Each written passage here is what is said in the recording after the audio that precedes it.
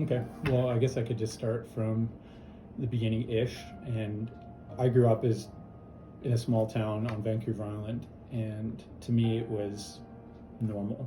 Just everything around me. I had no real concept of money or what have you. As I got older, I started noticing that some kids had more stuff than others, and all that stuff. But it always seemed like I was somewhere in the middle, right? I just kind of had this little sweet spot, and it was fine.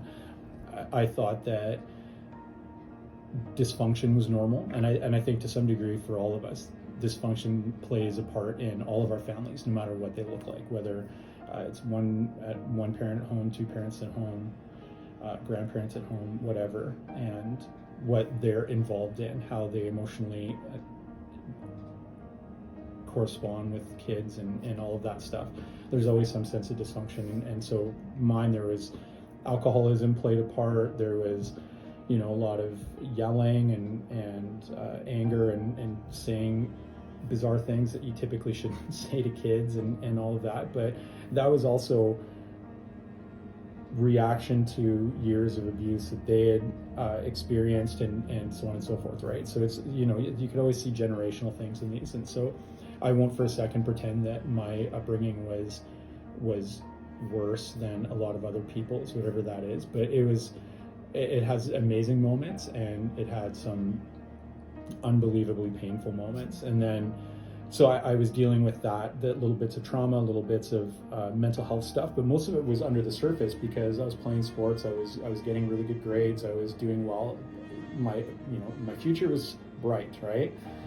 But then something for me cataclysmic happened. One of my parents left with another person, and I was left at home with the one that was, I still loved, but was less parental, if you want to kind of just be really kind and simple. And so we're gonna not worry about that too much. And that completely changed. I was 13. We didn't have middle school, so I was just finishing up elementary in grade 7. I was about to go into grade 8, so it was already that real pivotal time. I was searching for meaning and identity, finding it more often than not in my friends, but still a lot of my family. And then all of a sudden the family was gone. And so I went into high school with this broken, not only was my family broken apart, but I all of a sudden felt like I was broken, and that something was wrong with me, and that I had something to do with that happening, and all these feelings I didn't know how to deal with. I wanted them to go away. So booze had always flowed freely around my home, so I thought, hey, what better place to start? And so just after going into grade 8, I drank for the first time, blacked out the first time.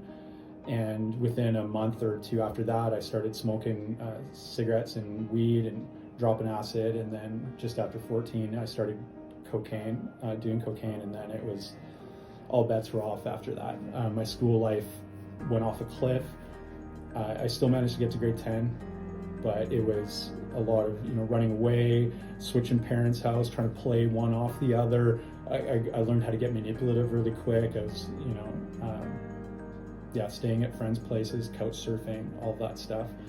And all this while trying to take all of these things, whether it was drugs, alcohol, relationships, whatever. And I was trying to fill this hole that I'd found inside myself, and nothing was working. I didn't know who I was or what I was about. And there was nothing I could do that seemed to be able to fix that. And so I was suicidal. I ended up in the psych ward for a while after trying to commit suicide a number of times, and just miraculously got saved by some friends. And it was just a really, really sort of dark time. And then that would just continue on for years and years and years. I started moving around Western Canada.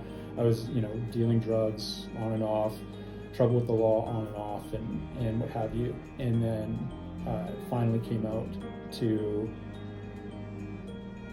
the other end at about 29.